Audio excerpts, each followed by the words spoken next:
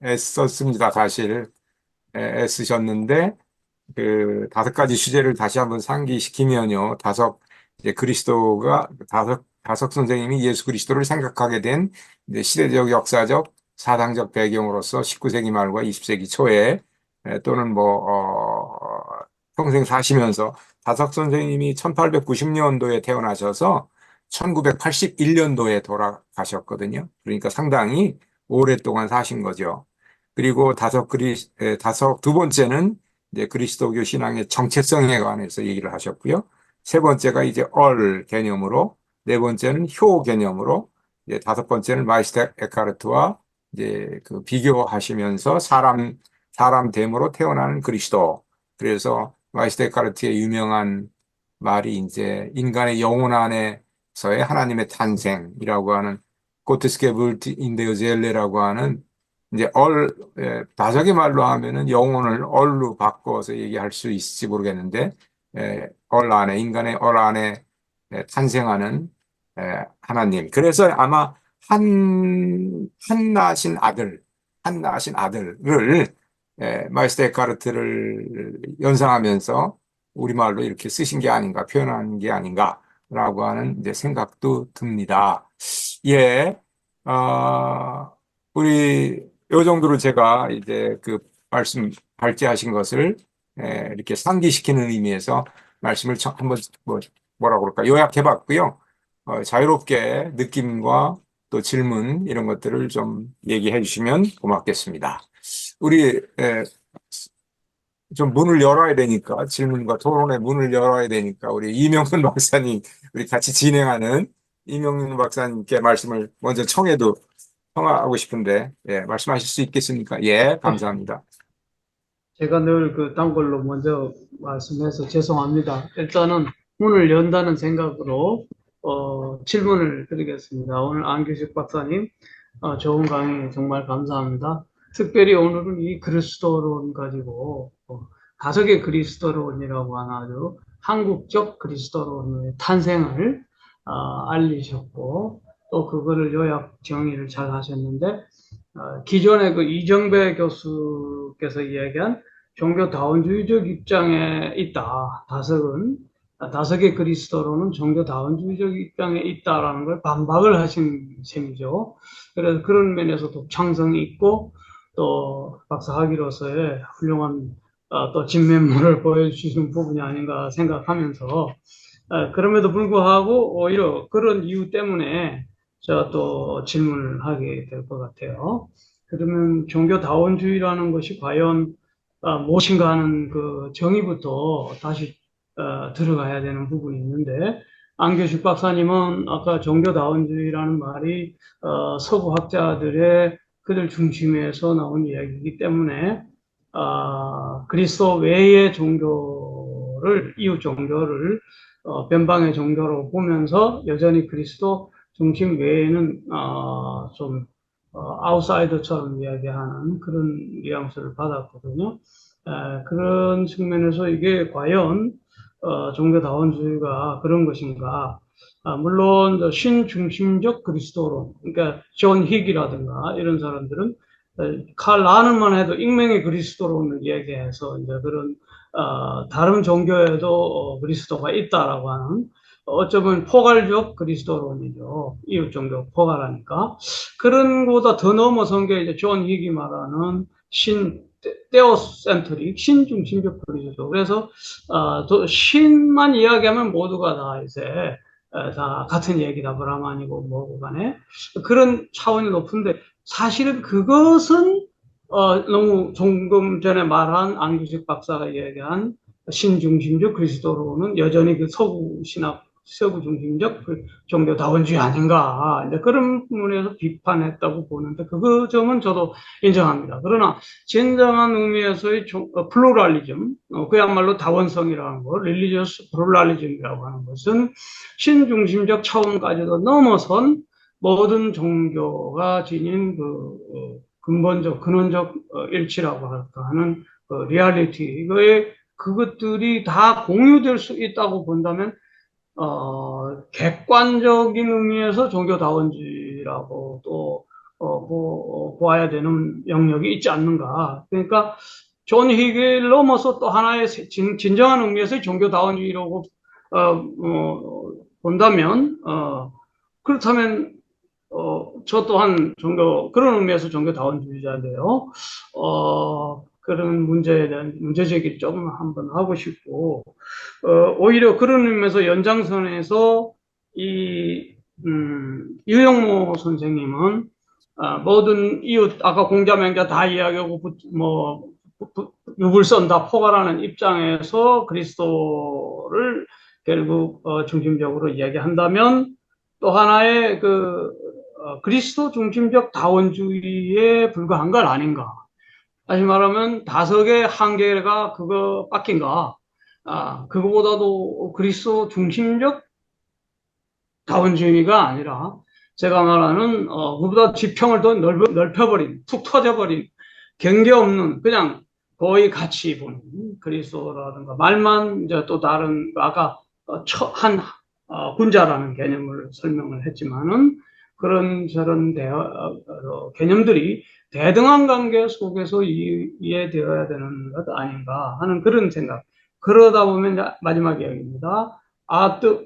그리스도론을 이야기했는데 이 을이라고 하는 것이 가능되고 나무가 되는 하나님의 을이 되는 그 현실태로 되는 그 전이의 과정이 있는데 그 을을 아뜨만이라고 하는 인도에 말하는 아뜨만과 비교 가능한 것인지 그리하여 이제 하나님의 을은 브라만이 된단 말이죠. 아뜨만과 브라만이 이제 버마 일료로 일치되지 않아요.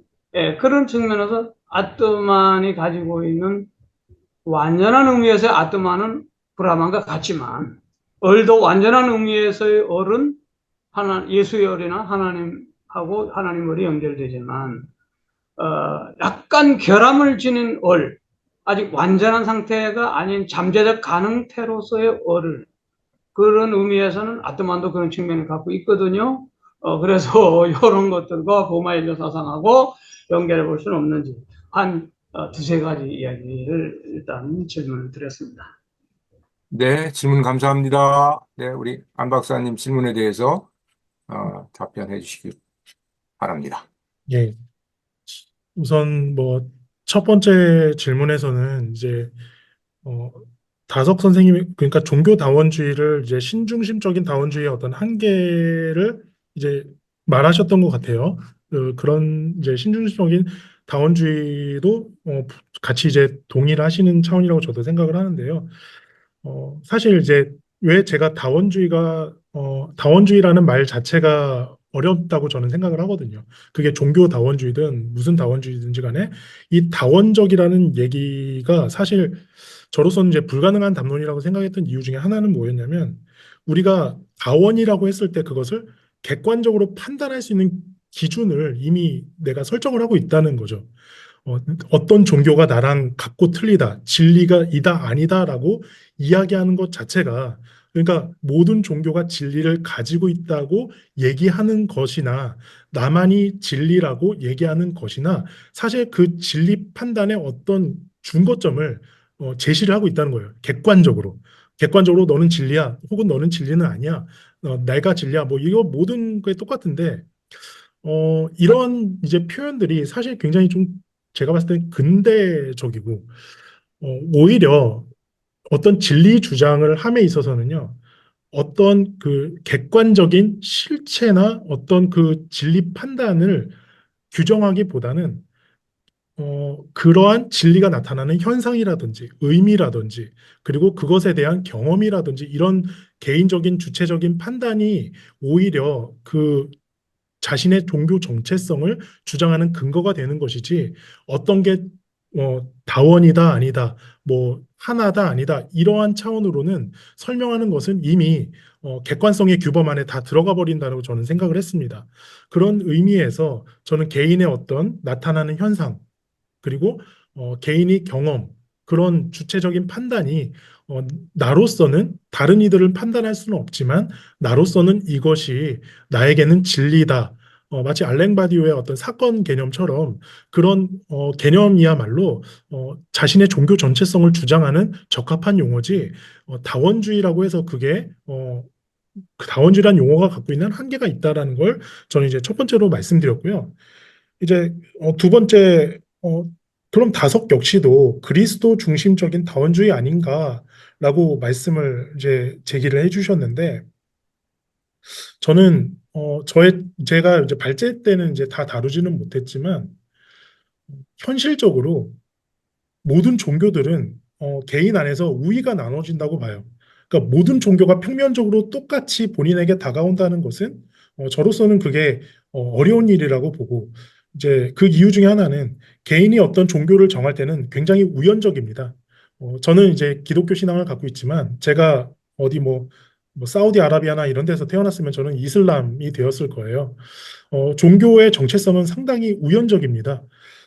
그러나 그러한 종교의 정체성을 갖는 거는 사실 차이를 인정해야 되거든요.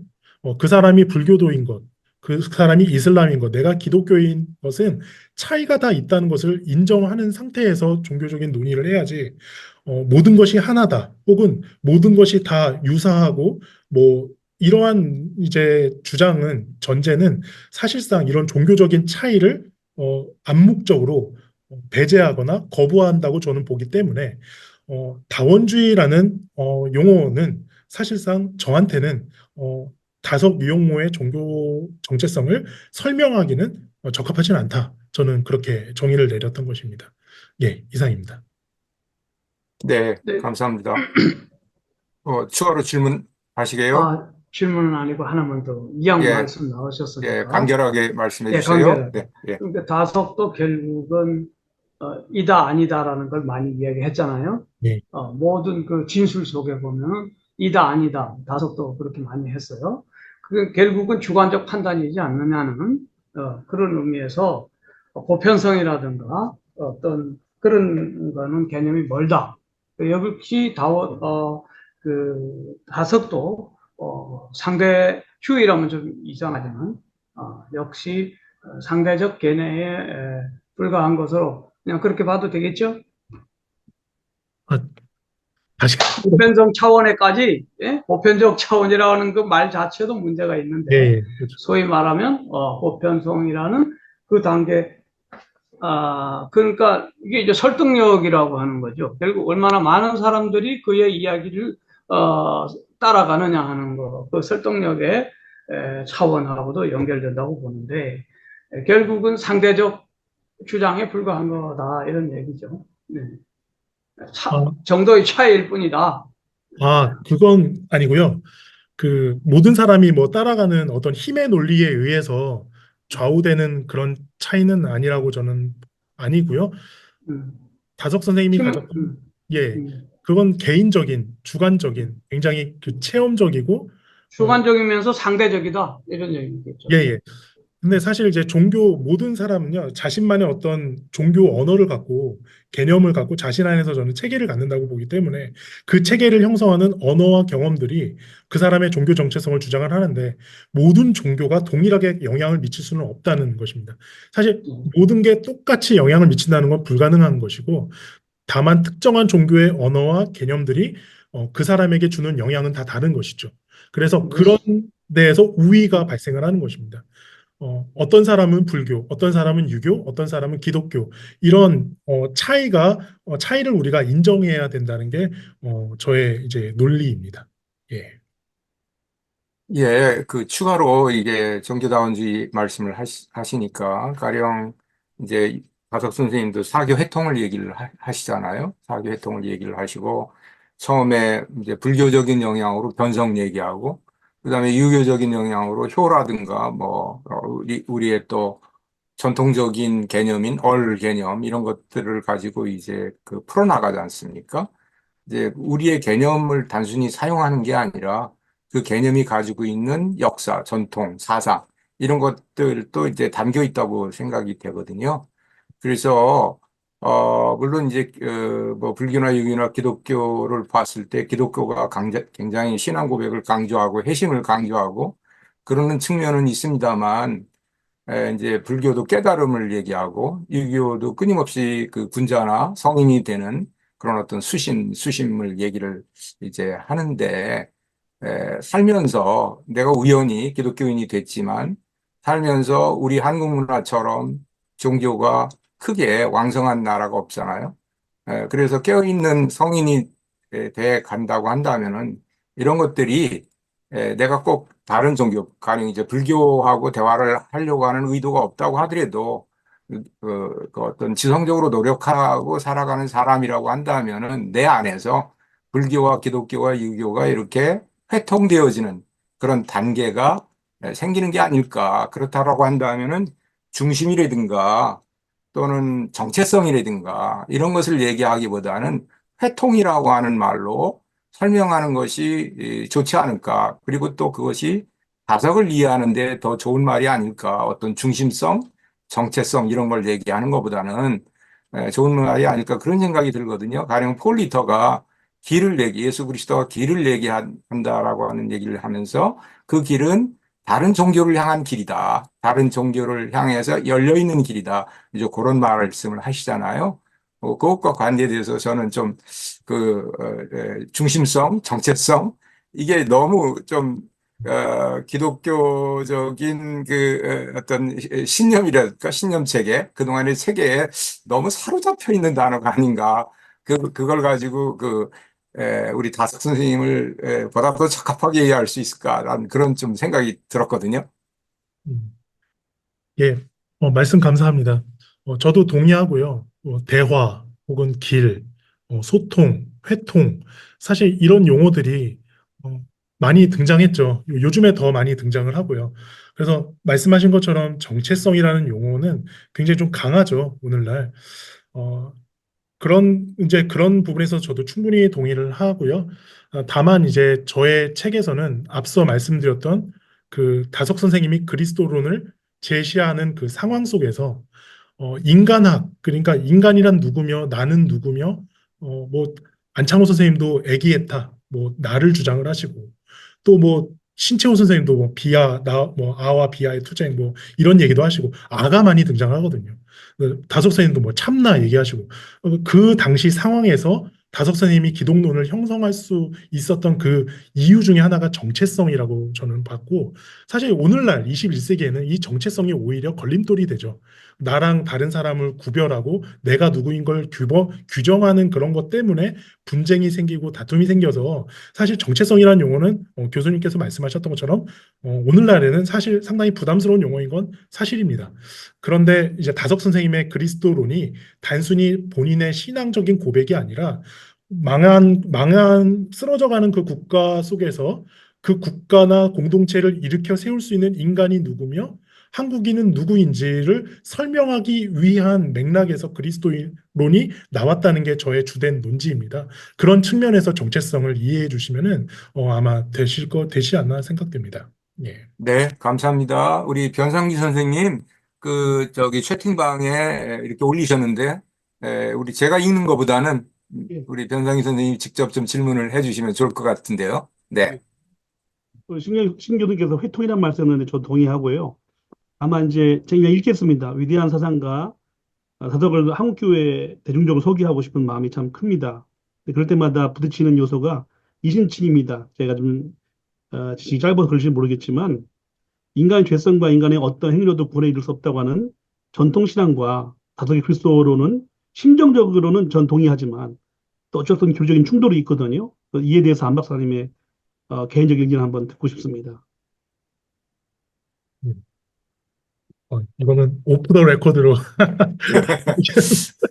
예. 그 다석 선생님은 이제 이신칭의와 같은 교리를 오히려 거부하셨죠. 다석 선생님은 믿음으로 말미암는 그런 구원, 그러니까 믿어서 사실 굉장히 이거는 종교개혁 때 근대적인 그런 어떤 그리고 인식, 그런 고백 이런 것을 기초로 해서 내 구원이 결정된다는 그런 것은 상당히 좀 이제 오늘날 현대 측면에서는 어, 맞지 않고 다석 선생님도 그런 측면에서는 이신칭의를 거부하셨을 겁니다. 거부하셨고요. 내가 누구를 믿어서 대속을 믿어서 구원받는 건 나는 동의하지 않는다. 다섯 선생님이 그 말을 하셨거든요. 그런 건 있는지도 모르겠다. 뭐 예수의 피가 내 죄를 씻는 거 난 그런 건 잘 모르겠다라고 해서 불가지론으로 넘어가십니다. 다만 다석 선생님이 강조하셨던 건 뭐냐면요. 그 믿음과 신앙이 가진 생명력입니다. 예수를 믿었던 이유도 사실 도덕적 완성의 생명력을 예수가 보여줬기 때문에 다석 선생님이 인정을 했던 것이지 어떤 믿고 안 믿고 뭐 보혈 뭐 이런 그런 차원에서 구원이 결정된다고는 다석 선생님은 절대로 그렇게 보진 않으셨던 것이죠. 다릅니다. 그래서 다석 선생님은 오히려 생명입니다. 생명. 그 인간의 완성 생명, 생명 완성을 주장하셨거든요. 사람은 이제 생명을 원하고 완성하는 게 사람의 어떤 본분이고 도리인데 사실 오늘날 그리스도인들은 그걸 따르지 않는다라고 다섯 스님이 얘기를 하세요. 그래서 생명 원성은 바라지도 못했다라고 이제 다섯 스님이 그렇게도 얘기를 하시거든요. 그래서 오히려 오늘날 저도 그 다섯 스님의 주장에 상당히 저는 동의를 합니다. 종교에 있어서 중요한 것은 뭘 믿고 안 믿고 내가 천국 가고 지옥 가고 이런 차원이 아니라 생명 살림이라고 저는 봅니다. 저는 그 부분을 다석 선생님이 보셨기 때문에 상당히 저는 공감을 하고 이런 생명의 살림 그리고 생명을 완성할 수 있는 원동력 그리고 실행력 도덕적 완성 이런 것들이 사실 더 신앙에서 중요한 측면이라고 저는 개인적으로 생각을 하고 천국 간다, 지옥 간다 이런 것은 개인의 어떤 고백은 될 수 있지만 그것을 어, 실제적으로 내가 이걸 주장한다는 것은 또 다른 차원이죠. 그걸 어떻게 알겠습니까? 사람의 인식이라는 게 한계가 있는데 저는 그런 측면에서 오히려 이신칭이나 그런 전통적인 어떻게 보면 좀 오래된 그런 기독교가 주장하는 그런 주장들은 사실 좀 어렵지 않나 저는 생각을 합니다. 짧게 얘기하면은 그 다섯 선생님의 예술로는 참 많이 저도 봤는데 다섯 선생님 말씀하신 바울론이 있나요? 바울로는 뭐 데살로니가 전서라든지 뭐 이런 것들을 이제 옮겨 적은 흔적들은 있으십니다. 그런데 바울에 대해서 이렇다 저렇다 평을 하시지는 것은 저도 보지는 못했습니다. 그 다만 부분 말씀. 박영호 선생님이 어, 박영호 선생님의 글들을 보면요. 상당히 바울에 대해서 부정적인 평가를 내리세요. 왜 그러냐면은 톨스토이가 거부했던 그 교리화의 그 진원지를 바울로 봐요. 그랬기 음, 때문에 이 바울이야말로 어, 기독교를 교리화시킨 장본인이 되는 게 이제 박영호 선생님의 입장인데 사실 다석 선생님은 거기에 대해서 강하게 이렇게 얘기하신 것은 저는 찾아보지는 못했습니다. 예, 아마 톨스토이의 어떤 그 예, 기독론에 근거한 예, 다국의 이해라고 생각하면 되겠네요. 예, 거기까지만. 예, 예, 네, 감사합니다. 제가 이렇게 말씀을 좀 부탁드려도 질문이나 말씀을 부탁드려도 될지 모르겠습니다. 오늘 한서연 선생님 또 들어오셨는데 감사합니다. 우리 한서연 선생님, 그 다음에 이승훈 선생님 이어서 이렇게 좀 질문이나 느낌을 좀 부탁드리고 싶은데 먼저 한서연 선생님 좀 청합니다. 열어주시고요. 네, 안녕하세요. 좋은 기회 주셔서 감사합니다. 먼저, 안규식 박사님 좋은 강의 너무 감사드리고요. 저는 지금 독일에서 류영모 선생님과 칼바르트의 무의 존재론, 그리고 전쟁 중의 윤리학적인 태도에 대해서 이제 비교 논문을 쓰고 있는데요. 그래서 책을 못 구해서 안규식 박사님의 박사학위 논문을 찬찬히 읽어보았습니다. 좋은 논문 정말 감사드리고요.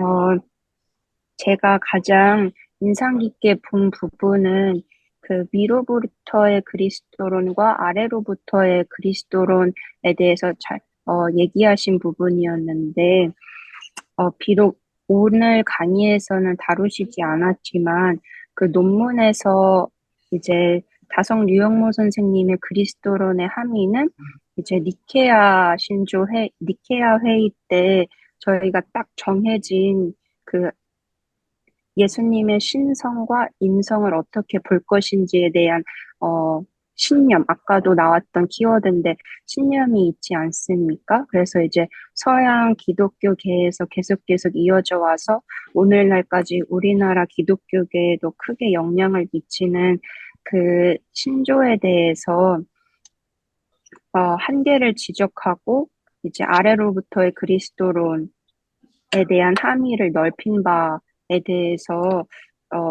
평가하신 부분을 굉장히 인상 깊게 봤고요. 그리고 재밌었던 것이 저는 여기서 이제 Intercultural Theology라는 전공을 하고 있습니다. 근데 아프리카 친구들이 되게 좋아하는 아프리카 친구들이 좋아하는 이제 신앙의 색깔이라던가 되게 익숙한 색깔이라던가 하는 것이 이제 오순절주의인데요. 안 그래도 방금 아침 수업에도 이제 성령님의 감화로 정말 강력하게 이제 막 사람이 신자가 영향을 받고 방언을 막 하고 이런 기도를 굉장히 사랑하고 근데 유럽에서는 재밌는 것이 그거를 아프리카에서 넘어오는 신자들의 그 오순절주의를 오히려 이제 되게 불안해하고 경계하는 게 유럽은 굉장히 지성주의적 영향이 크지 않습니까? 그래서 이 성령의 받아들이는 게 이제 어떤 곳에서는 사실 우리나라도 순복음교회가 뭐 크긴 하지만요. 어떤 곳에서는 그 성령님의 능력을 중심으로 받아들이는 한편 다석 선생님께서는 이제 성령을 얼로 너무나 좋은 이제 말로 또 이렇게 가장 되게 큰 업적이라는 말이 조금 이상할 수도 있지만 굉장히 큰 의의가 이제 우리나라 말인 얼로 이제 푸시고 또 아까 얘기해 주신 이제 수신과 수행이 얼에서 그리스도로 넘어가는 이제 매개가 돼서 그 전반적인 이제 동양관의 입장에서 본 얼그리스도론 또 성령론 그리고 을 완성하는 것이 굉장히 저는 흥미롭게 느껴졌는데요. 그래서 저의 질문 하나는 무엇이냐면 이제 아래로부터의 그리스도론을 많이 강조를 하신 것 같은데 다석 선생님께서는 물론 그런 용어를 쓰시진 않으셨지만요. 그런데 이제 안규식 박사님의 오늘의 그 강의에서도 모범론적 구원론을 이야기를 하셨는데 이제 그리스도가 모범이 되고 인성을 강조하게 되면 이제 아래로부터의 그리스도론이라고들 많이 하는데 얘기를 이것에 대한 강조가 다석 선생님께서 이제 CR과 이제 민중신학으로 넘어가는데 또 영향을 미치신 바가 있을까요? 이제 민중과 그리스도를 이렇게 같은 선상에서 두게 된 그런 이제 CR 신앙으로 넘어가는 그런 단계에도 이제 다석 선생님의 그 모범론적 구원론, 얼그리스도론, 수행 수신관이 전반적으로 영향을 미쳤는지 그런 것이 궁금합니다. 감사합니다. 네, 고맙습니다. 네. 예, 이제 아래로부터 그리스도론 같은 경우에는 제가 책에서는 이제 두 가지 예를 들었는데 하나는 이제 판넨베르크 그리고 단 하나는 이제 조니 이제 두 사람의 근거를 들어서 제가 설명을 했습니다. 그리고 모범론적인 그리스도론 그리고 수행과 수신 이것들이 사실 민중신학과 어떤 연관성을 갖는지 그걸 질문하신 거죠. 안병무 이제 그 다석 선생님은 안병무 선생님을 굉장히 좋아하셨어요. 그래서 유학 갔을 때도 편지도 보내시고 하시면서 상당히 이제 교분도 있으셨던 걸로 알고 있고 그런데 이제 저는 물론 뭐죠 아래로부터의 그리스도론 뭐 어떤 인성을 강조한다든지 혹은 역사 안에서 이루어지는 어떤 그런 것들을 본다고 했을 때 당연히 이제 상응하는 부분이 있죠. 그런 부분도 있지만은 저는 이제 민중신학의 핵심을 저는 이제 사건성으로 보거든요. 사건. 그러니까 초 1세대 민중신학자들 안병무라든지 서남동이라든지 이런 분들은 사실 이분들이 민중신학을 할 때는 물론 민중들의 어떤 고통과 애환, 뭐 이런 것들에 반응해서 나온 신학이기도 하지만 이 안병무, 서남동 이분들은 민중신학이라는 어떤 신학을 제시했을 때는 서구의 신학에 대한 한계에 직면해서 그것을 돌파하고자 하는 그런 시도였습니다. 그러니까 그 학이라는 게 있죠. 그래서 그 안병무 선생님 같은 경우에는 어떤 서구 신학이 가진 그런 아까 말했던 니케아 공의와 같은 어떤 서구의 어떤 지성적인 어떤 그 실체적인 그런 이해를 넘어서려고 했어요. 그러다가 불트만을 읽으시면서 그리고 혹은 뭐 하이데거나 그런 영향들을 받으시면서 사건성으로 넘어갑니다. 그러니까 결국 중요한 것은 사건이죠. 민중도 사실 누가 민중이냐, 뭐 노동자가 민중이냐 이렇게 규정한다기보단 예수의 고난의 자리 거기에서 일어나는 사건이 바로 민중을 규명을 하는 것인데 저는 이게 물론 다석 선생님과 이렇게 일치하진 않죠. 완전히 그 다른 이제 내용들이긴 한데 그런데 저는 어떻게 보면은 내용상 비슷한 부분이 있는 게 이제 얼그리스도론도 그렇고 수행도 그렇고요. 저는 이런 것들이 어떤 실체론적으로 설명되는 내용이라기보다는 사건으로 참여하는 그러한 측면에서 설명되는 게 더 크다고 봅니다. 어, 사실 이제 저는 이제 수행에 대한 여기 그리스도론에서는 다루진 않았지만은 저의 책에 다룬 곳에 보면 수행에 대한 얘기를 많이 다뤘어요. 저는 이 수행이라는 게 바로 이 참여라고 봅니다. 이 사건에 대한 참여. 그래서 이 수행이 있을 때에 비로소 어떤 존재론적인 변화도 있고 그런 어떤 사건에 대한 참여도 있다. 저는 이런 측면에서 민중신학과 어떤 그 내용적으로 이야기할 수 있는 부분들이 있지 않나. 예를 들어 타자의 고난에 참여하는 것도 저는 수행이라고 보거든요. 그래서 이러한 수행의 차원에서 보면은 그냥 종교적으로 도 닦는 게만이 수행이 아니라 민중의 고난에 참여하고 또 어떤 고난의 자리에 참여하는 그런 것들 역시도 사건으로서 민중신학과 이렇게 얘기할 수 있는 부분이 아닌가 저는 생각을 하고 바로 이런 개념에서 여기 제가 PPT에는 다루지는 않았지만은 예수의 어떤 그 고난 그리고 그 순환의 대속에 대한 내용이 사실 굉장히 매력적이에요. 다석 선생님의 대속에 대한 내용들이 뭐 양언선 양아이라든지 혹은 고난받는 자가 구원하는 자라는 그런 다석 선생님의 주장도 있어요. 저는 이런 주장들을 볼 때 이런 주장이 바로 함석헌으로 넘어가고 함석헌에서 안병무로 넘어가는 그런 어떤 그 사상적인 연결고리가 있지 않나 저는 생각을 합니다. 예. 네, 감사합니다. 우리가 그 그리스도론이라고 하는 말을 사용하게 되면 굉장히 신학적인, 신학한, 신학을 전공한, 공부한 사람은 신학적인 그리스도론에 얽히고 설킨 가장 많은 그런 개념과 논리와 세계를 이제 연상하게 되잖아요. 저는 이 부분을 읽으면서 또 오늘 들으면서 우리 안 박사님이 이제 한국 신학의 또는 한국적 영성을 위한 다석, 다석 사상의 기여 이런 측면을 좀 생각하셨기 때문에 그리스도론이라고 하는 그 교리를 전제할 수밖에 없는 교리적인 전통을 전제해서 출발할 수밖에 없는 그런 그 뭐라 그럴까 선을 딱 그은 것이 아닌가 그런 생각을 읽으면서 했어요, 사실. 그래서 그리스도론 이렇게 하지 말고 그냥 예수 이해 다섯에 예수님 이해 뭐 이랬으면 참 더 좋지 않았을까. 그러면은 많은 그리스도론을 통해 얘기하면서 얽히고 설킨 그 교리적인 개념이 엄청 많잖아요. 그것을 다시 이해하고 해석하려고 하는 그런 노력도 있습니다만 또 노력에 반해서 또 걸림돌이 또 있거든요. 그런 생각이 좀 들었습니다. 예, 이어서 이승훈 선생님 질문해 주실 수 있을지 네, 부탁드립니다.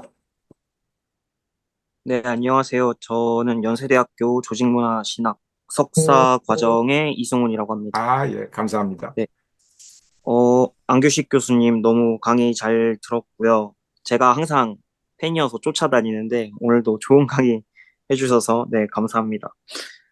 오늘 저는 들으면서 저번에도 이명건 선생님 말씀처럼 종교 다원주의에 관해서 질문을 했던 적이 있는데 그거에 대해서 또 오늘 구체적으로 들을 수 있어서 좀 더 이게 정리가 된 것 같아서 좋습니다. 그래서 제가 이해한 게 맞는지 한번 확인을 받고 싶은데요. 그래서 오히려 그 안규식 박사님께서 생각하시기에는 어, 종교 다원주의, 그러니까 너도 맞고 우리도 맞고 뭐 그런 식으로 이야기를 하는 것들이 모든 게 유사하고 모든 게 어떤 하나다라는 공통된 종교 현상이 오히려 차이와 다양성을 해치는 게 아닌가라고 생각하시는 것 같아요. 그래서 뭔가 제가 생각할 때 예를 들어서 불교 신자라든가 이슬람 신자를 존중한다라는 의미는 불교가 맞아서 혹은 이슬람이 맞아서 존중을 해준다기보다는 그 사람이 시대상이나 맥락상에서 처할 수밖에 없었던 실존적인 지평을, 그러니까 그 사람이 신앙을 존중을 해주는 거죠. 그 사람의 어떤 마음을 그렇게 이해를 해도 좋을까요? 네. 그래서 네. 그래서 오히려 저는 들으면서 그 키르케고르가 살아낸 진리만이 진정한 진리라고 할 수 있지 않냐라는 게 떠올라서 오히려 다석 선생님께서 말씀하신 게 그리스도인이라면은 내 안에 정말 품고 있는 그리스도로 살아내야 그리스도인 아닌가 그런 생각이 들었습니다. 그래서 제가 이게 또 관련이 되는 질문인지는 모르겠는데 사실 그리스도인 하면은 예수를 하나의 신성과 인성을 둘 다 지니고 있는 하나의 하나님으로 저희가 받드는 부분이 있지 않습니까? 그래서 한국의 이제 다석 신학을 이제 시작인 것 같아요. 이제 막 소개가 되고 하는 것 같은데, 그냥 평범한 교회 뭐 집사님이나 장로님들한테 다석 신학을 소개할 때, 사실 다석이 아까 예수를 신으로 인정하지 않았다라는 측면이 많이 상충이 될 것 같은데, 그럼에도 불구하고 그런 분들한테 신앙인들한테 다석 신앙이 줄 수 있는 교훈을 좀 궁금해서 그거를 좀 질문을 드리고 싶습니다. 어떻게 하면 그 사람들한테 다석 신학이 교훈을 줄 수 있을까? 네. 예, 감사합니다. 다원주의에 대한 정리가 맞는지 이렇게 물으셨는데, 그거는 뭐 저의 말이 뭐 맞다, 틀리다, 저의 말이 뭐 기준이다, 저는 그렇게 생각을 안 하고요. 그건 정리를 해가면서 이제 서로가 같이 정리를 해가면 되는 차원이라 저는 생각을 하고, 다만 저의 책에서는 제가 그런 얘기는 했습니다. 균일하게 평면화시켜서 이해하는 다원주의라는 존재를 하진 않는다라고 저는 얘기를 했고, 정서적인 다원주의는 존재한다고 얘기는 했습니다. 서로 어떤 종교 간의 화합이나 평화를 위해서 자신이 가진 배타성을 내려놓는 그런 정서적인 다원주의는 있는데, 다만 자신 안에서는 그 우위가 나눠진다고 저는 얘기를 했고, 그리고 저는 이제 더 조심스러운 게 뭐냐면은 다원주의라는 말이요.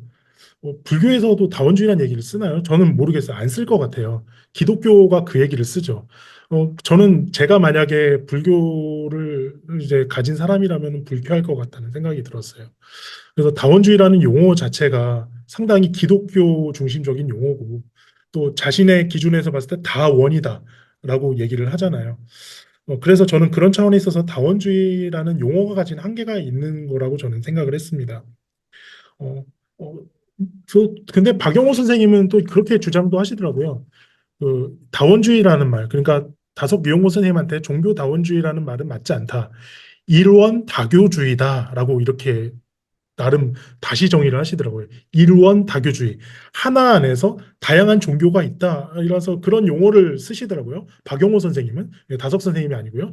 그래서 그런 이제 용어가 있다는 거 알아두시면 좋을 것 같고, 두 번째로는 평범한 어떤 그 교회, 기독교의 범주 안에 있는 분들에게 다석을 소개할 때 어떻게 소개하면 좋을까라고 말씀하셨는데, 상당히 어려운 작업이죠. 이거는 그 보통 이제 일반적인 교회에서 고백하는 신앙 고백과는 너무 다르기 때문에 상당히 좀 어렵습니다. 설명하기 어려운데 저는 개인적으로는 다석 선생님의 사상을 생각할 때 생명이라는 말이 가장 많이 떠올라요. 저는 이제 요즘 들어서는 이제 생명이라는 말, 그리고 전체 생명, 전체 하나.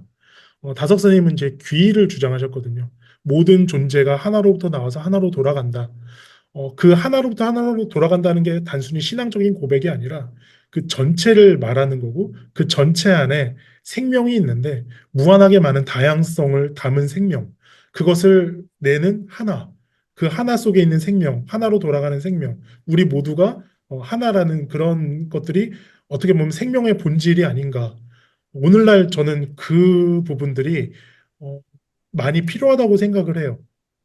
너와 나가 다르지 않고 동물이나 식물, 그리고 모든 존재자들이 그런 어떤 차이가 없고 서로를 이렇게 동일하게 느낄 수 있는 그 생명의 자리까지 나아가는 게 저는 다석 선생님이 지향했던 그런 부분이 아닌가.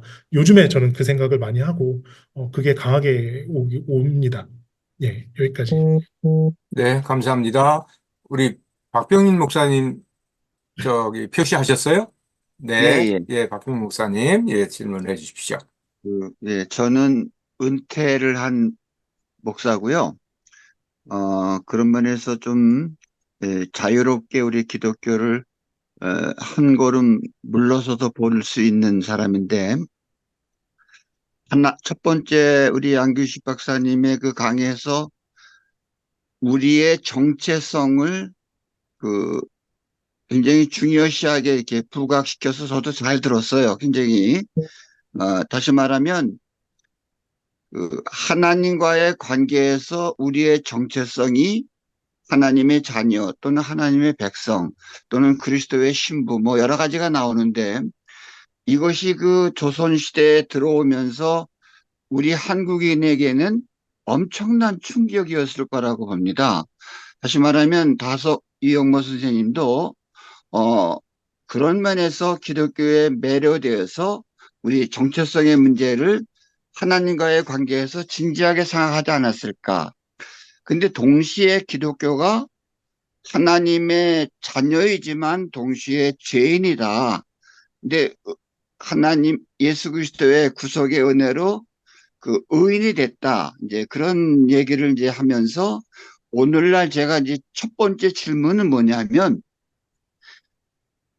옛날에는 황제나 또는 왕이나 하나님의 대행자 또는 하나님의 아들로 엄청난 파워를 가지고 있었을 때 기독교가 한국에 와서 우리 모두가 다 하나님의 자녀라는 이 메시지는 굉장히 충격적이었을 거라고요. 오늘날은 뭐 다 그래. 또 뭐 민주주의적으로 그렇게 생각할 수 있는데, 당시에 이영모 선생님이 사셨던 그 시대만 해도 이 정체성의 문제, 하나님과의 관계에서 난 하나님의 자녀라고 하는 이 정체성의 문제는 엄청난 충격이었고 매력이었을 거라고 보는데, 그런 면에서 오늘날 어떤 사람들에게는 하나님의 자녀라는 정체성이 그의 삶에 엄청난 활기와 생명력의 에너지로 분출되고 있는데 비해서 어떤 사람들은 그냥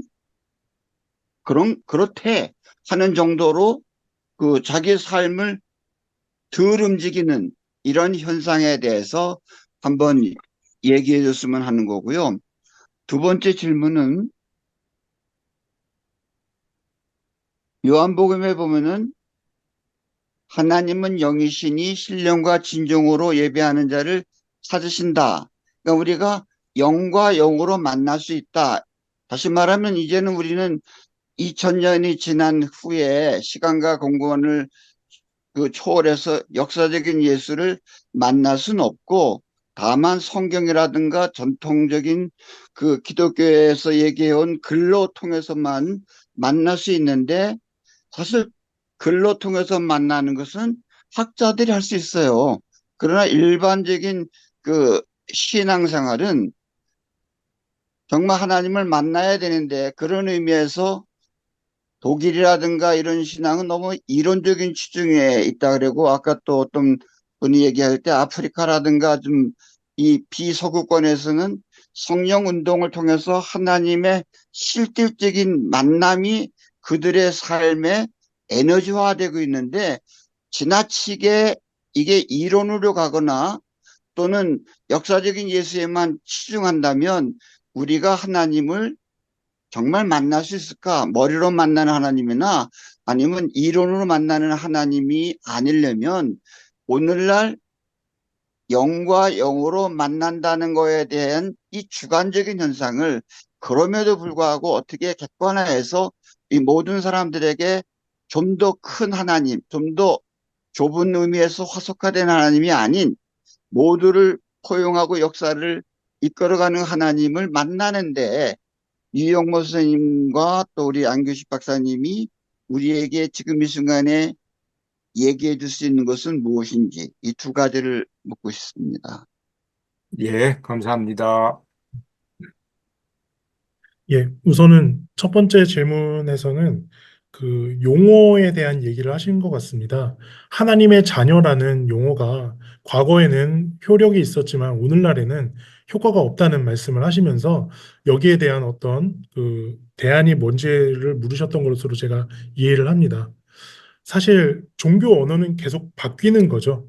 하나님의 자녀라는 말이 생겨났을 때는 그 당시, 그러니까 신약 성서가 기록되거나 혹은 형성됐을 때에는 그러한 용어들이 어떤 자녀라는 용어가 가지는 어떤 효과가 굉장히 컸을 겁니다. 가부장제라든지 혹은 그런 상황에 있어서는 그런 용어들이 굉장히 컸겠죠. 사실 우리나라에서도 하나님이라는 용어, 아버지 하나님이라는 용어가 이제 굉장히 힘이 있었던 이유가 가부장의 영향 속에 있었기 때문에 그럴 거라는 그런 이제 설명도 있거든요. 그래서 아버지, 뭐 가족적인 용어, 가부장적인 용어가 동아시아 문명권에 있어서는 굉장히 컸기 때문에 뭐 아버지라든지 뭐 그런 용어들은 많이 통했죠. 그런데 이제 오늘날에는 이제 가부장적이진 않잖아요, 오늘날. 그래도 뭐 그렇긴 한데 이제 용어는 이제 그런 용어들이 안 통하는 거죠. 그래서 우리는 새로운 용어를 찾아내야 되는데 그거는 뭐 여기서 다 말씀드리기는 좀 어려울 것 같아요. 찾아내야 되는 작업이라 우리의 어떤 인간이 누구이며 또 신과 인간의 관계에서 우리를 어떻게 설명하는 용어가 맞을지는 어, 좀 많은 고민이 필요할 것 같습니다. 예를 들어 신도 신이라는 용어가 가진 굉장히 권위적이고 위계적인 그 뉘앙스가 있어요. 그렇기 때문에 신이라는 용어 대신에 창조성이라든지 혹은 뭐 사랑이라든지 뭐 다석 선생님은 이미 하나라는 용어를 만드셨어요. 하나. 그래서 하나라든지 이런 식으로 해서 우리가 신에 대한 용어를 다시 만들 수도 있고 또 다석 선생님은 한웅님 굉장히 독특하죠. 한웅님 해가지고 수행적인 요소와 초월적인 요소, 내재적인 요소를 다 담아내셨습니다. 그리고 예수에 대한 용어도 그렇게 바꿔서 이어이어이 예숨이라고 하세요. 또 다섯 스님을 예수가 단지 역사적 예수 그런 게 아니라 여기에서 숨으로 와닿는 숨의 차원에서 어떤 수행적이고 동아시아의 정기 사상과도 연결되는 예숨이라고 설명을 하셨습니다. 이런 식으로 우리가 살고 있는 그 문화권에서 적합한 그런 용어들을 찾아내는 게 우리의 과제고 두 번째로는 이성과 어떤 경험 사이에서 그 균형을 찾는 방법을 물으셨는데요. 다석 선생님은 얼만 주장하신 게 아니고요. 경전을 굉장히 사랑하셨습니다. 어, 밤 10시에 주무셔가지고 새벽 2시에 일어나셔서 목욕제기 하시고 4시부터 경전을 보시는 거예요.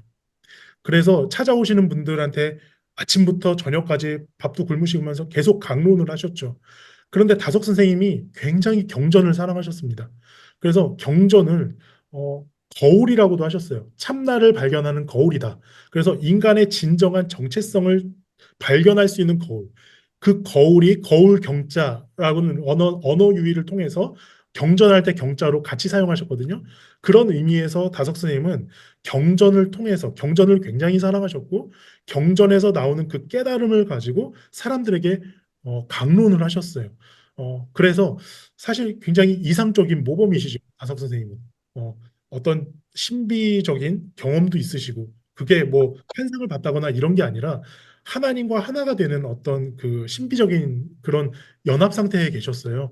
그런 차원에서 굉장히 경험적으로서도 좋고 또한 다석 선생님은 공부도 굉장히 많이 하셨어요. 본인 자체가 수학, 천체학 이런 것들을 많이 공부를 하시고 끊임없이 연구를 하셨던 분이십니다. 그래서 예, 잠깐만요.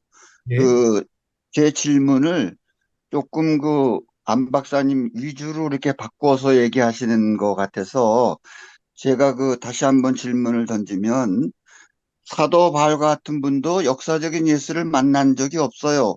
그러나 부활하신 그리스도를 만남으로 인해서 그의 삶이 완전히 달라졌고 엄청난 역사에 변화를 준 인물로 우뚝 섰단 말이에요. 그렇다면 오늘날 기독교인이 여기저기 많은데도 불구하고 그 초대교회 소수에 불과한 사람들만큼 영향력을 못 미치는, 다시 말하면 활기가 없는, 행동감이라든가 역사의 변혁의 주체자가 되지 못하고 이렇게 언어로 떠들고 또 수행하면서도 그 수행에 미치지 못하는, 정말 진리를 제대로 살아내지 못하는 이런 현상에 대해서 우리가 좀 더 정말 살아계신 하나님을 만나야 되지 않냐. 머릿속에서 일어나는 건 또 나름대로 재미가 있어요. 그러나 우리가 기독교에 속한 크리스찬으로서 왜 기독교가 개독교가 되느냐? 왜 기독교가 재구실을 못하느냐? 결국은 하나님을 만나지 못하면서 하나님을 왜곡해서 알고 있기 때문에 그런 게 아니냐? 그런 면에서 제가 사도 바울과 같은 그런 엄청난 에너지를 가지고 사람들을 변화시킨 그 힘에 대해서 얘기하는 겁니다. 음, 예, 네, 상당히 필요한 맞습니다. 예. 질문이시라 제가 여기 한국 교회에 대한 현상과 대책을 다 말한다는 거는 저의 주제를 넘어서는 것 같고요. 저라면은 어, 이렇게 다석 선생님의 어떤 생각을 따라서 말씀을 드리자면은 그거 자체를 그냥 포기할 것 같아요. 그러니까 다시 과거의 영광을 되찾는 거, 그리고 다시 한번 신의 존재에 집착하는 것. 사실 다석 선생님은 비움을 말씀하시거든요.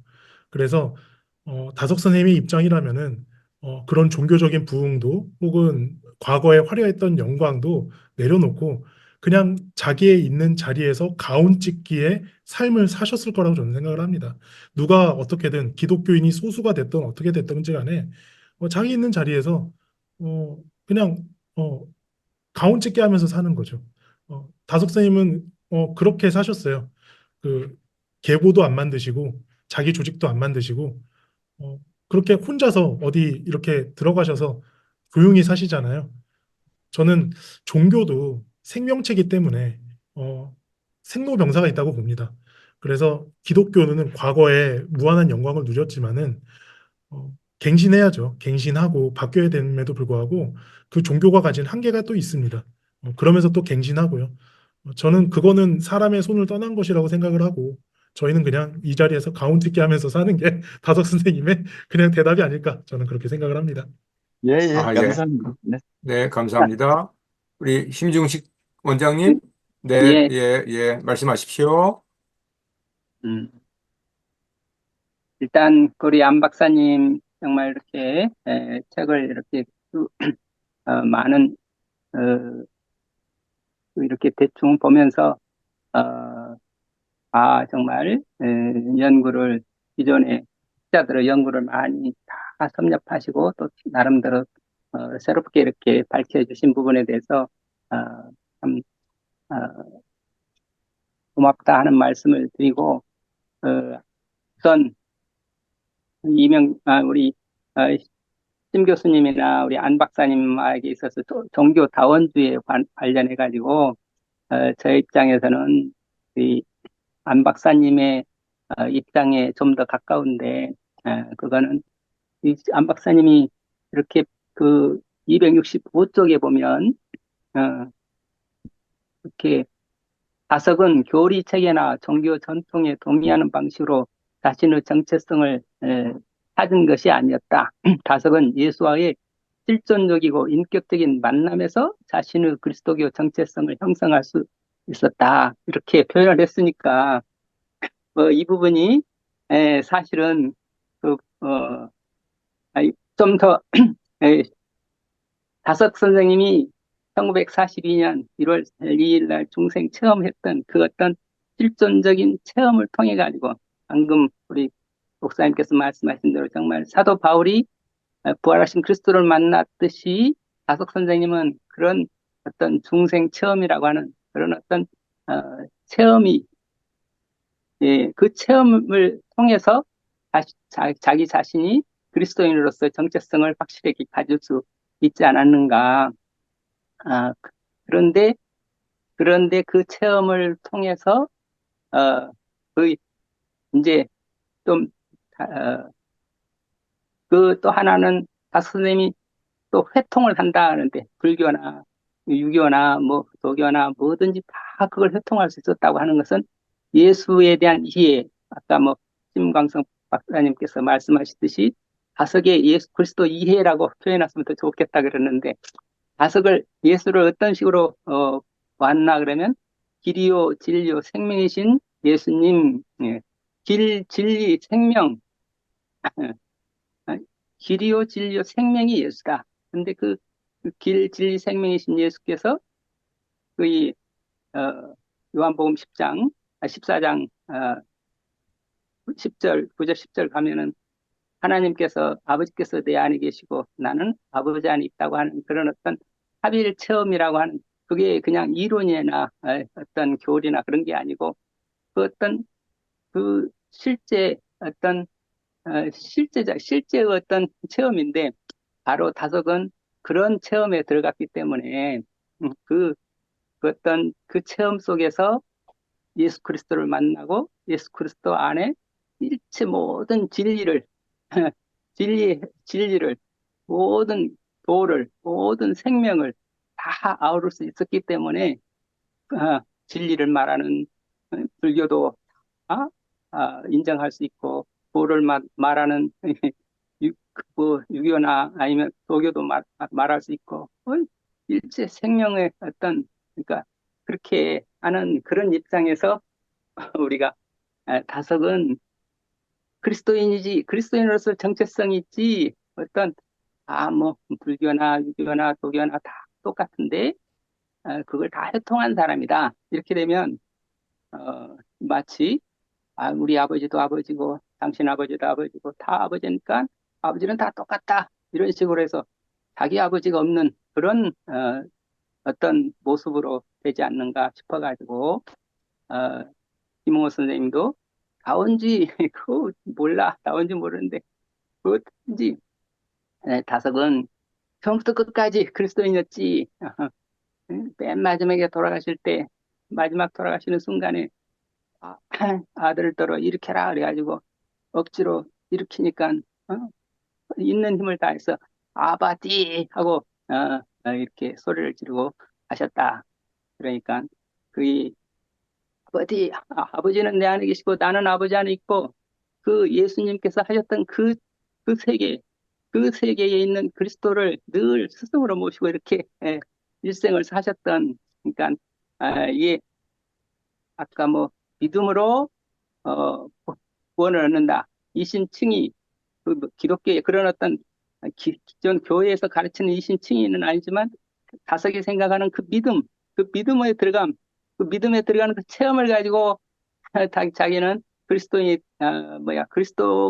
그리스도의 제자가 된 거죠. 믿음으로 그리스도의 제자가 돼서 아버지의 아들로서 일생을 그리스도를 쫓아서 아들처럼 살기를 일생을 사셨던 그런 분이 다석이라 저는 이렇게 보는데 그렇기 때문에 이거 지금 아무래도 조직 신학이기 때문에 자꾸 이론적이고 교리적이고 학문적으로 이렇게 따지는 거지만 사실은 그런 어떤 다섯이 아까 목사님께서 말씀하신 대로 그런 영적 성령을 받는 성령이 성신이 비붙듯 내리실 때 그런 어떤 그 성령 체험 그러니까 제가 영성적인 측면에서 좀 다섯을 좀 보완하는 게 좀 좋지 않는가 단순히 조직신학 이론적인 측면만이 아니고 그런 어떤 영적 체험의 세계를 좀 어떻게 좀 밝히는 그런 영성 신학으로 좀 거기 영성신학하고 그 조직신학하고 두 개가 같이 결합되는 그런 방향으로 좀 연구를 할 수 없는가, 그런 말씀을 드리고 싶고, 이 네. 어,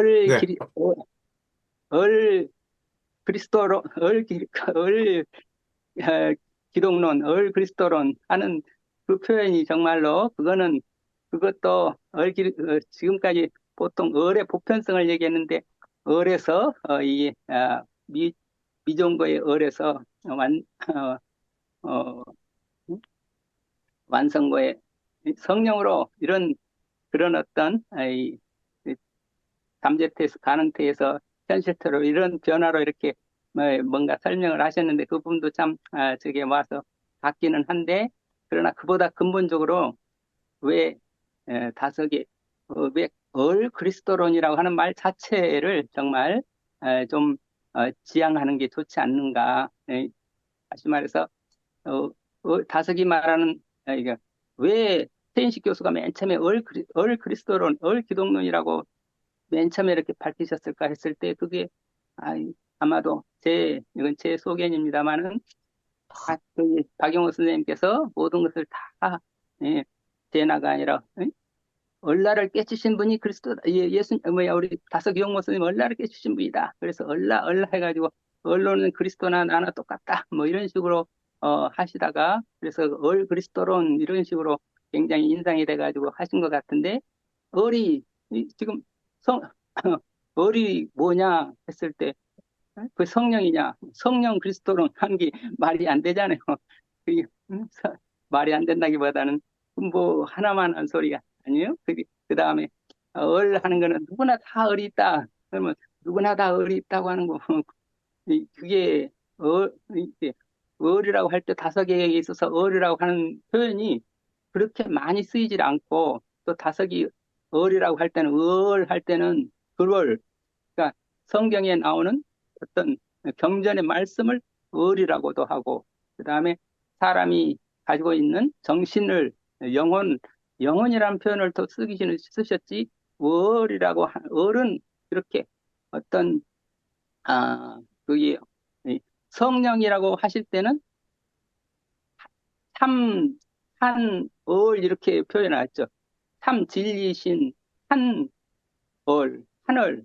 참 하늘 이런 성령을 바꿔서 표현하실 때는 참 하늘 했지 그냥 성령 그냥 그대로 이렇게 하는 적이 없는데 이렇게 그리스도론 하고 하는 거는 이 을이라는 그 표현이 경전을 말하기도 하고 인간의 어떤 이 민족 뭐 인간의 정신 뭐 그런 말을 써도 을이 들어갈 수 있고 그 다음에 그 영이라고 하는 때 그리스도의 영. 이제 질문을 좀 아, 줄여주시죠.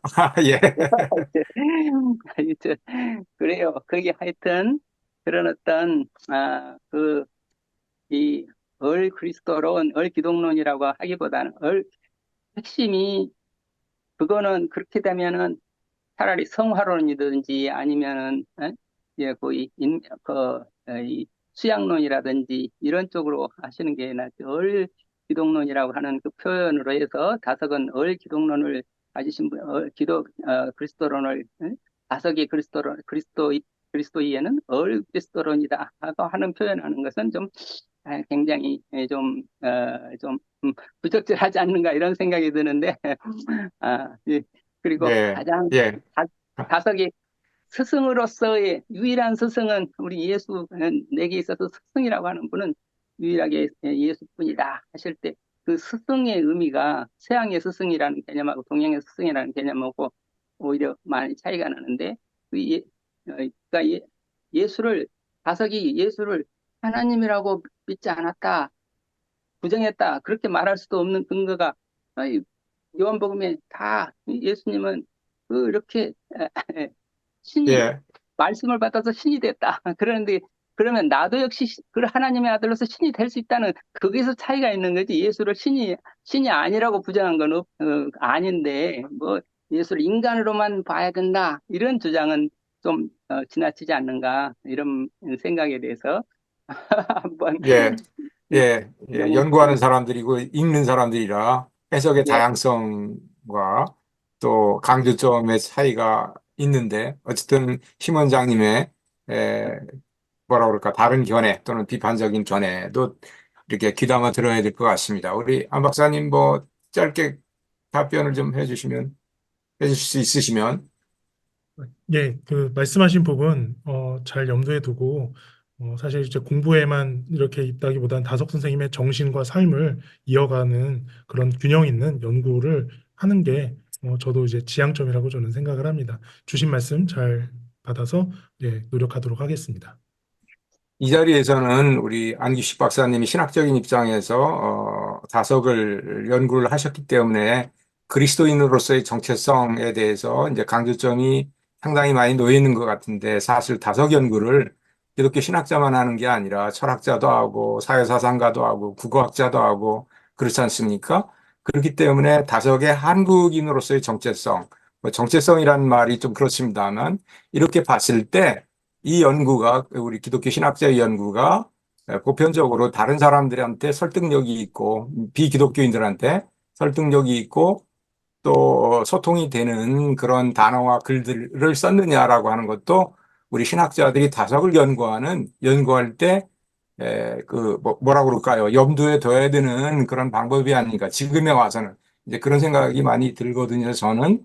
그래서 우리가 다석을 한국 사상가로 이렇게 자리매김해야 될 때, 이제 윤동주가 죽었다 깨어나도 윤동주는 기독교인이잖아요. 근데 기독교인이 윤동주를 얘기하면 기독교적인 측면만 얘기한다고 다른 사람들이 막 비판하고 투덜거리는 얘기를 여러 번 들었어요. 이제 그런 측면에서 다석의 신앙 고백을 뭐 얘기하지 말라는 얘기가 아니라 그것이 어떻게 한국인으로서의 보편성을 또는 소통 가능성을 이렇게 유지하고 담보하고 확장시킬 수 있겠는가라고 하는 그런 측면이 저는 측면도 좀 말씀드리고 싶습니다.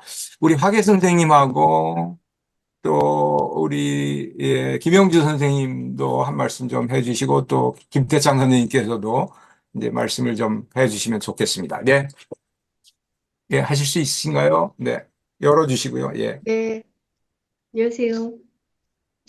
오늘 너무 많이 배워가지고, 또 이렇게 새롭게 막 이렇게 좀 고양되는 느낌?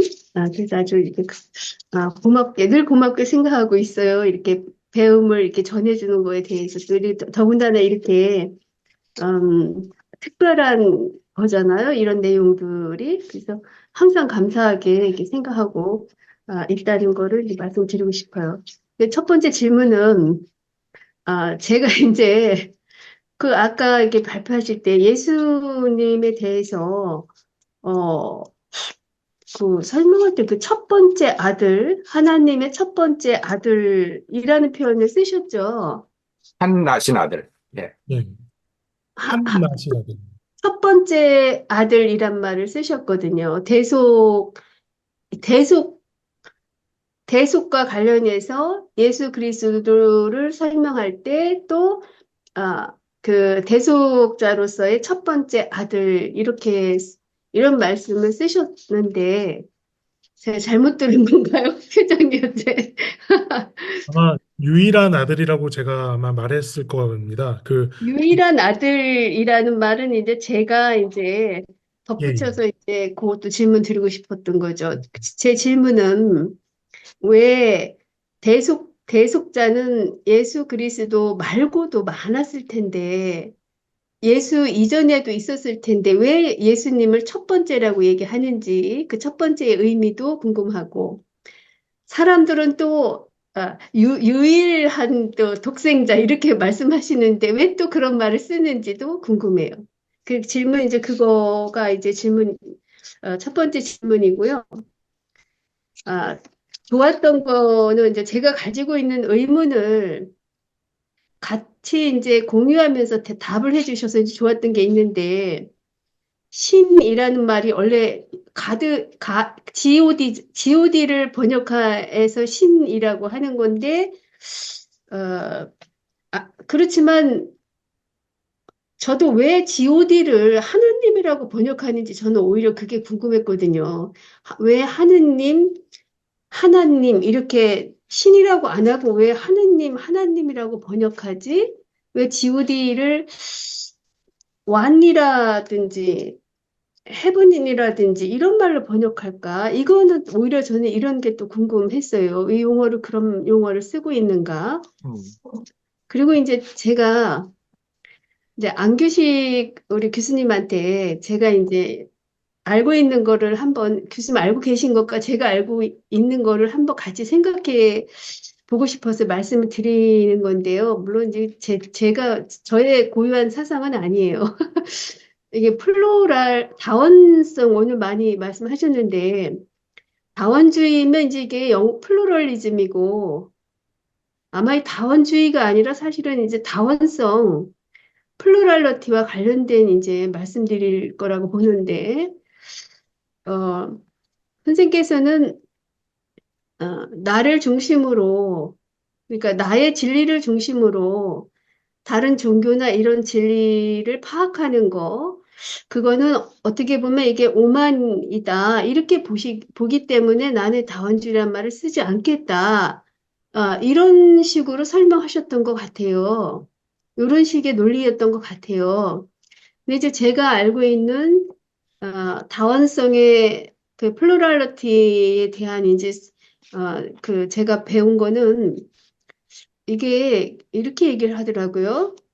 나를 중심으로 그 설정이 되면 그거는 이제 나 중심의 질서이기 때문에 뭐 진리를 구축하든지 뭐 어떤 뭐에 있어서든 이랬을 때는 이런 경우는 이제 나 중심의 아르케가 형성이 되는 거죠. 나를 중심으로 질서 정연함이 형성이 되는데 진정한 플루랄리티는 아, 나 위에 A와 A에 대해서 B의 그 또 하나의 그 진리 구축이 아니고 B가 A를 이게 흔드는 것에 있다 이렇게 표현을 해요. 그래서 나의 아르케를 깨주는 거죠.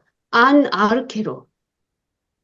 그거는 다시 얘기하면 나가 이렇게 영향을 받는 거거든요. 나의 질서가 이렇게 흔들리면서 내가 영향을 받고 그러다 보면 아까 말씀하신 뭐 갱신이라든지 어떤 새로운 어떤 그 질서의 그에 대한 어떤 그 가능성이 열리는 거겠죠.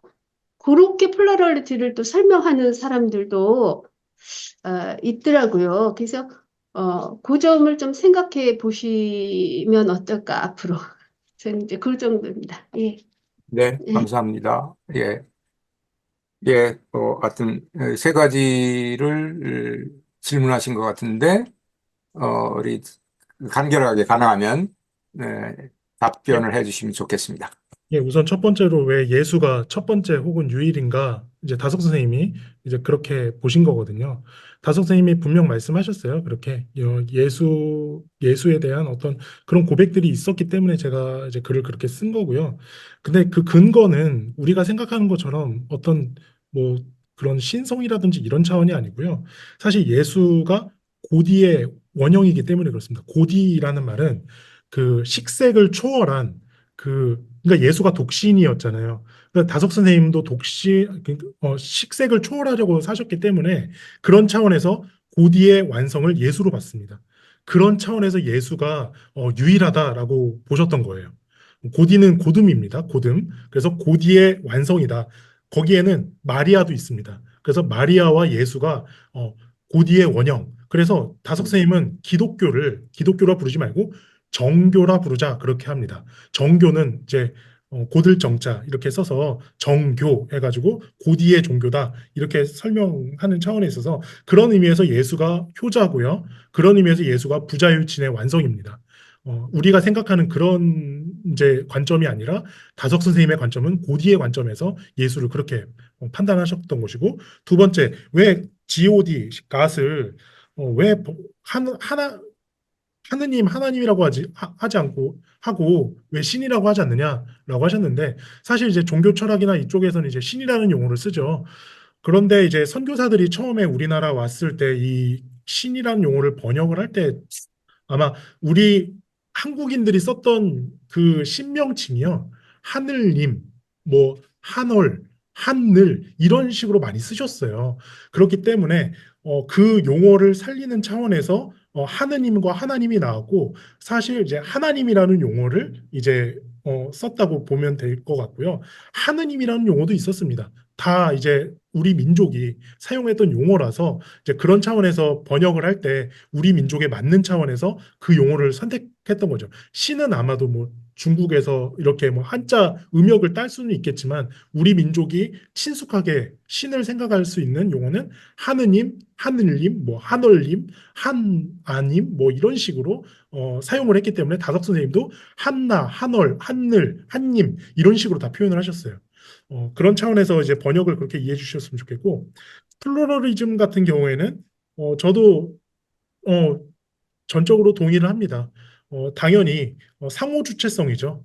서로 영향을 주고받는 가운데에서 서로의 주체성이 세워지는 거기 때문에 나의 주체성만을 고집하는 건 그건 저도 아니라고 생각을 하는데 다만 저는 불가지론 그러니까 어떤 진리 판단에 있어서 그게 진리다라고 하는 그런 주장 자체가 저는 성립이 어렵다고 본다. 이게 제 말뜻을 잘 이해를 하셔야 되는데 진리가 없다는 게 아니고요. 그 진리 주장을 할 수 있는 것뿐이에요. 그것을 명제로 주장할 수 있는 것은 아니라는 거죠.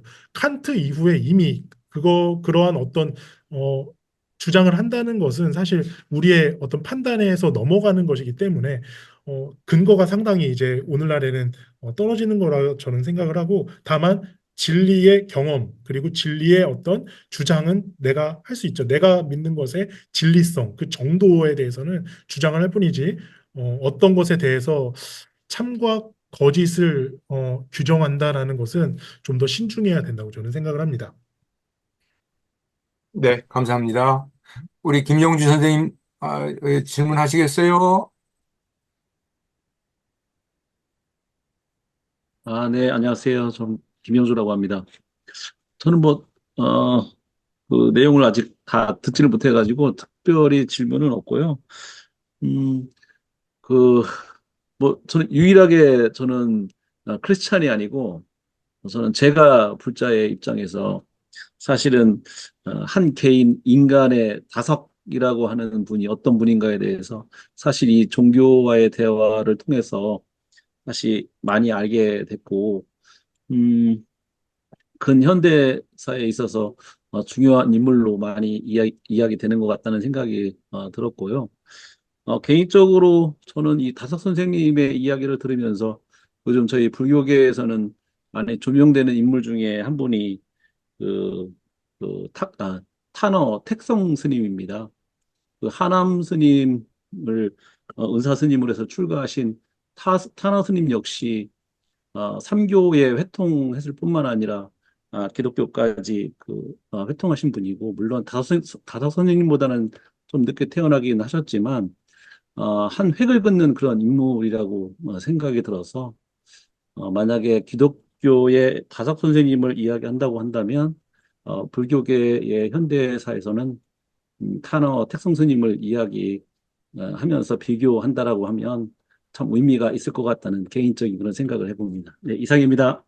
예, 감사합니다. 예, 우리 한화학이라고 하는 책을 제가 본 적이 있는데, 우리 그 다석학 두 분 세워졌습니다. 한국 사상이라고 하는 맥락에서 불교와 기독교를 넘어서서 한국 사상이라고 하는 맥락에서 그런 것들이 논의됐으면 하는 것이 저 개인적인 생각이었습니다. 예, 우리 또 김태창 선생님께 부탁드리는데 한 말씀 부탁드립니다.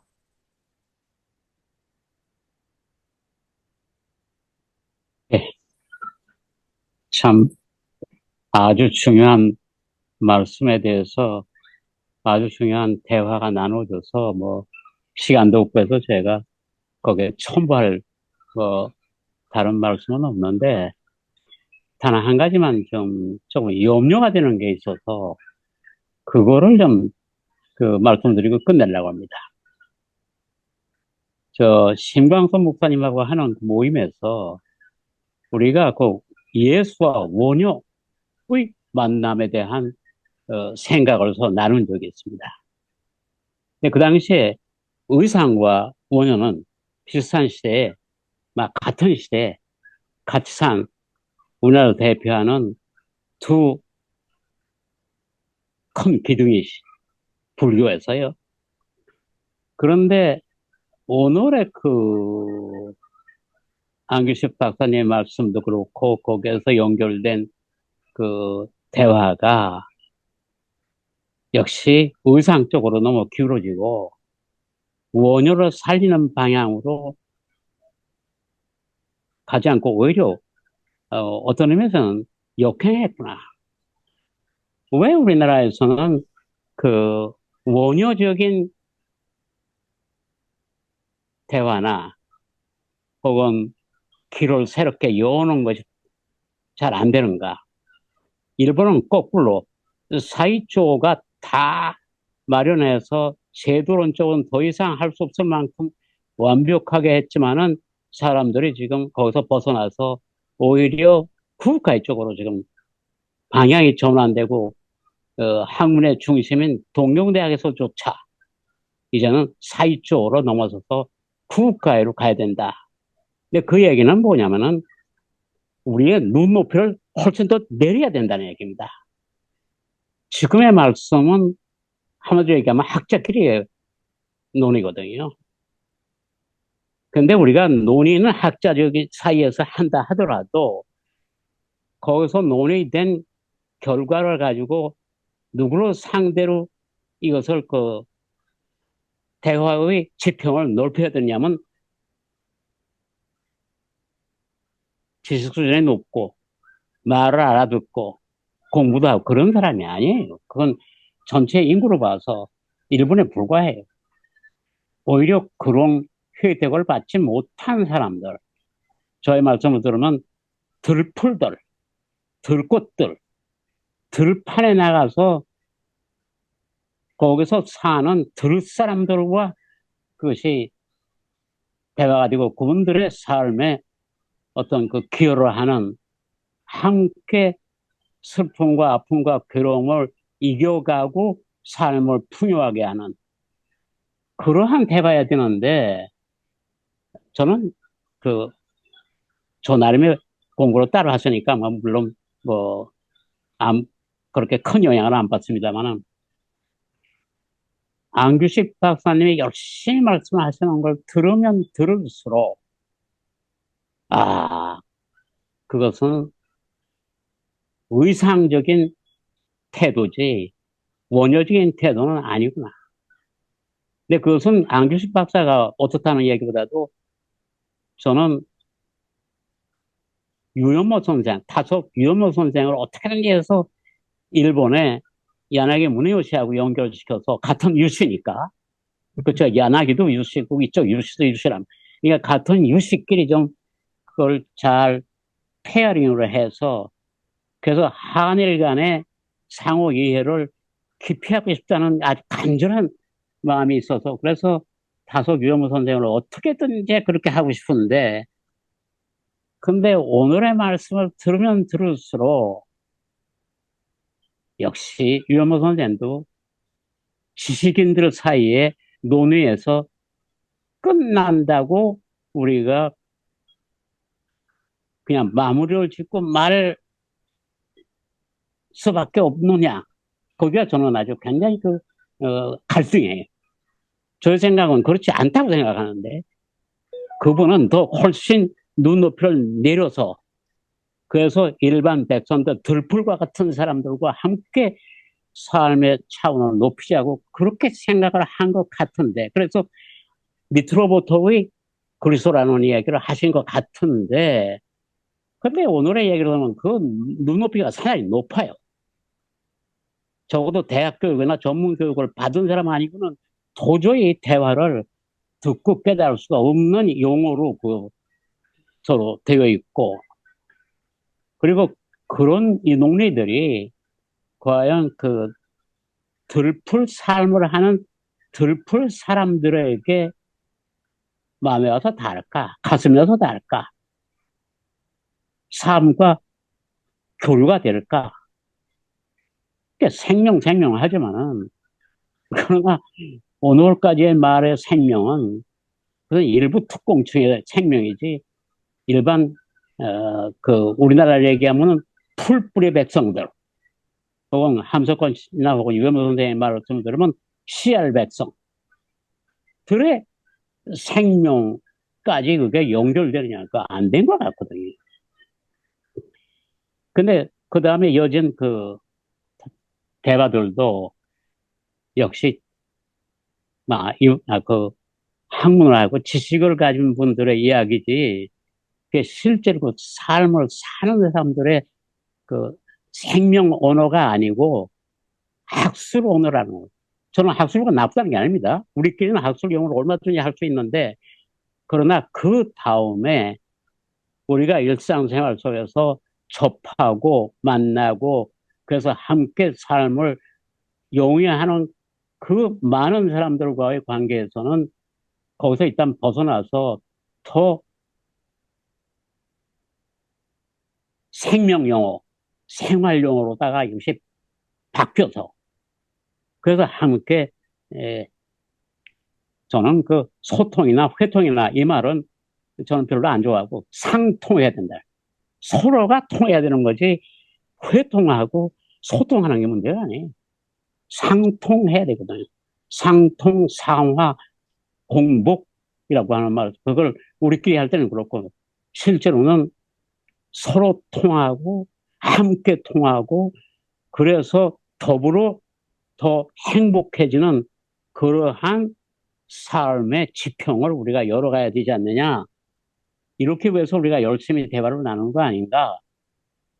그런 생각을 해서 그 유현모 선생님을 그쪽에다가 맞추는 것이 저는 그걸 포기를 해야 되느냐. 아직 포기를 못하고 있거든요. 근데 그렇게 하려면은 훨씬 더 눈높이를 내려야 돼요. 훨씬 더. 오죽하면 하나님의 오직 한 분이신 아들 예수가 말구에서 태어났겠어요.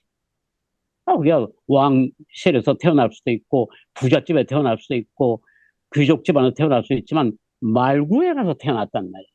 아주 평범한 그 사람들 사이에서.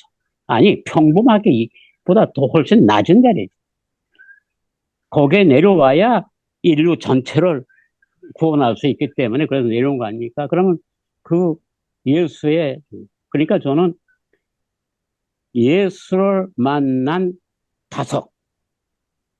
이를테면 예수와 원효를 만남에서 우리가 어떤 새로운 지평을 열 수 있느냐가 우리 지금 신강서 목사님하고 열심히 지금 하고 있는 건데, 근데 안규식 박사님하고 우리가 함께 하려면은 그러면 예수와 다섯이 그 만남으로부터 우리가 어떻게 새로운 세계가 거기서 빚어나올 수 있는가, 태어날 수 있는가라는 쪽에다 중심을 두고 얘기를 해야지.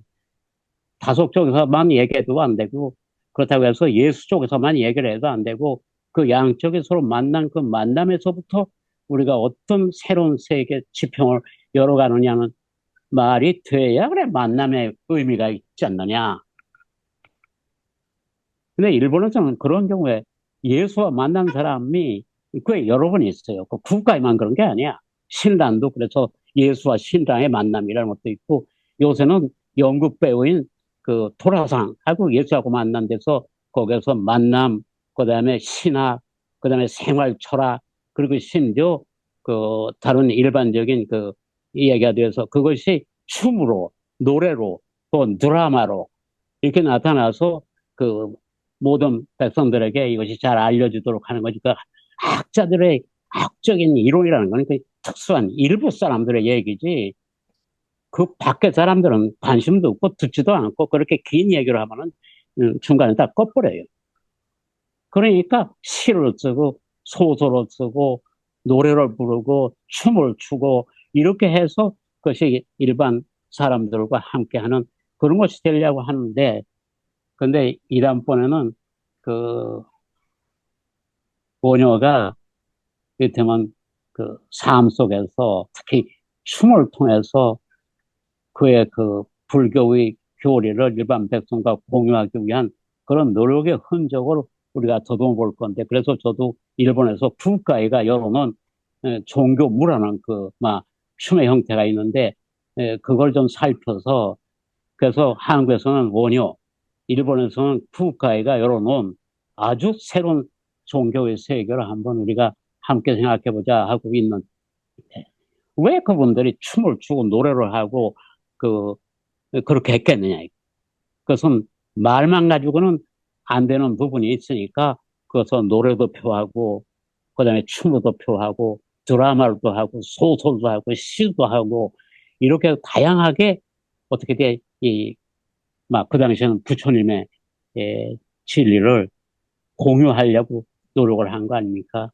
근데 의상은 이제 거꾸로 학문적인 거기에 충실하게 일반적인 그 학자와 정치가들을 상대로 해서 얘기를 했으니까 양쪽에 필요한 거죠. 그러나 오늘날에 와서는 위쪽으로만 할 게 아니라 오히려 아래로 우리가 내려와서 아래 사람들까지 포함한 전체의 백성들과 함께하는 자세와 눈높이가 필요하죠. 오히려 눈 높이라기보다 눈 낮음, 눈을 낮추고 마음을 비우고, 그리고 우리의 삶을 좀 더 평범하게 해서 어떤 특권 의식이나 권위 의식을 싹 다 빼야, 그래야 기독교가 들어요. 그러니까 한 가지만 더 말씀, 좀 시간이 걸 할 수 없는 것은, 저는 안규석 박사님의 오늘의 말씀은 굉장히 중요한 정체성이 문제인데, 지금 기독교가 정체성을 잃고 있어요. 기독교가 아니게 돼버려서, 그래서 자꾸 다른 데 맞추려고 그러는데, 그렇게 하면 기독교가 있을 필요 없잖아요. 저는 이럴수록 또 기독교의 참뜻, 하나님이 예수님을 통해서 우리에게 전하려고 했던 그 뜻을 오히려 확인을 하는 데부터 시작해야 될 거라고. 대화라는 건 자기 정체성이 어느 정도 확립이 되고 난 다음에 다른 사람과 대화가 되는 거지, 그렇지 않으면 대화가 아니고 오염이 되고 선전을 받고 심지어 동화되어 버리고 쉬우니까, 저는 그것은 안규식 박사님이 오늘 그렇게 역설하신 것처럼 오히려 기독교인의 정체성을 재확립하는 과정을 통해서 그것이 우위로만 향한 게 아니라 들풀 같은 사람들과 함께하는 정체성 쪽으로 우리가 그것이 다시 재정립이 돼서 거기서 새로운 생명의 대화, 저의 말씀을 하면 생명 개화의 개신, 생명 개신의 대화 쪽으로 우리가 대화의 내용을 혹은 방향을, 방법을, 태도를 탈바꿈할 필요가 있지 않느냐. 그거에서 조금 염려가 됐어요. 이런 대화를 자꾸 계속해봐야 그건 결국은 우리끼리 그냥 한때 시간을 즐기고 말고 끝나버리고 말지 않나. 그러니까 박경수 목사님이 지금 노동하시느라고 저기 하지 못하는데, 저는 굉장히 안타까운 것은 시작이 됐는데 이 두 번 하고 나서 끝나버렸거든요. 이 인간이라는 게 뭐든지 마무리를 어느 정도 줘놔야 그 다음에 또 어떤 사람이 그걸 생각하는데, 그 하다가 중간에서 끝나면 좀 나쁘게 얘기하면 하나님만 못하거든요. 시작을 하지 않은 것만 못하게 된다고요. 그러니까 제발 좀 빨리 시간을 회복하셔서 세 번을 하고 나서 그 다음에 우리가 또 딴 대화도 했으면 아주 좋을 것 같은데, 그런데 사정이 안 그러시면 뭐 할 수 없죠. 그러나 이 다음에 이제 우리 이명곤 선생님이 라오스 체험을 통해서 말씀한 것도 제가 굉장히 궁금했거든요. 그 말씀을 듣게 된다는 걸 우연을 받습니다. 뭐 어쩔 수 없이 제가 좋아하는 일 일어날 수는 없는 거니까. 그러니까 하고 빨리 박경선 목사님도 시간을 다시 찾으셔서 세 번째 맞이를 끝내고 나서 다시 노동을 하든 뭘 하든 하시면은, 그러면 일단은 우리가 시작한 것이 어느 정도 마무리 짓지 않나. 그래서 저는 그런 것이 좀 오늘 느껴져서요. 정말 참 좋은 건데 이것이 여기서 끝나면 안 될 텐데 하는 걱정에 대해서 한 말씀 드렸습니다. 네, 고맙습니다. 네, 감사합니다. 예, 좋은 말씀 감사드립니다. 우리 안 박사님, 뭐, 이렇게 하여튼, 답변 겸 또 전체적인 마무리 말씀도 오늘 아주 수고하셨는데, 오늘 이렇게 발표하시고 또 대화 전체를 들으면서 마무리 말씀 하실 수 있으면 좋겠습니다. 예. 귀한 말씀, 김태찬 교수님께서 귀한 또 제언을 해주셔가지고 상당히 공감을 하고 또 그런 부분이 반드시 필요하다고 저도 생각을 합니다. 그러면서 이제 들었던 생각은 무엇이었냐면 몇 년 전부터 이제 다섯 유형모에 대한 연구가 많이 일어났어요. 일반적으로도 많이 알려졌고 논문들도 많이 나오고 있습니다. 왜 그럴까 생각을 해봤어요. 왜 다석일까? 왜 함석헌이 아니고 다석일까? 그 생각을 했어요. 근데 사실 교수님께서 말씀하셨던 그 원효적인 그 내용은 다석의 사상을 그렇게 발전시킨 사람이 함석헌입니다. 함석헌은 그 다석의 무차별 그리고 어떤 그 사상들, 자기 부정 이런 내용들을 CR 이런 내용들을요 그 밑에 언어로 다 바꿔놨어요. 상당히 그런 부분에 있어서는 함석헌이 다석의 사상을 그렇게 발전시킨 사상가라고 저는 생각을 하는데 오늘날 왜 하필 우리는 다석을 주목할까? 함석헌이 아니고 왜 다석일까라고 생각을 했을 때는 저로서는 이게 학문적인 언어로 유식하게 막 이렇게 그 전문적인 용어로 쓰는 그런 게 아니라 다석 선생님이 가진 높음 때문에 그렇다고 저는 생각을 했습니다. 뭐 때문에? 높음이요. 다석 선생님이 가진 높음. 다석 선생님은 사실 이렇게 뭐 춤은 잘 추셨지만 민중들의 밑바닥에서 이렇게 같이 하셨던 분은 아니세요. 혼자 사셨고 부자셨고 그리고 저기 북한산에서 이렇게 도 닦으면서 사셨던 분이시고 저는 그게 그분의 역할이라고 저는 생각을 했고 근데 오늘날 왜 다석을 주목했을까라고 했을 때는 사람들은 사실 낮음의 차원도 있지만은 뭔가 자신을 뛰어넘는 높은 차원을 많이 사람들은 그걸 바라는 것 같다는 생각이 들어요.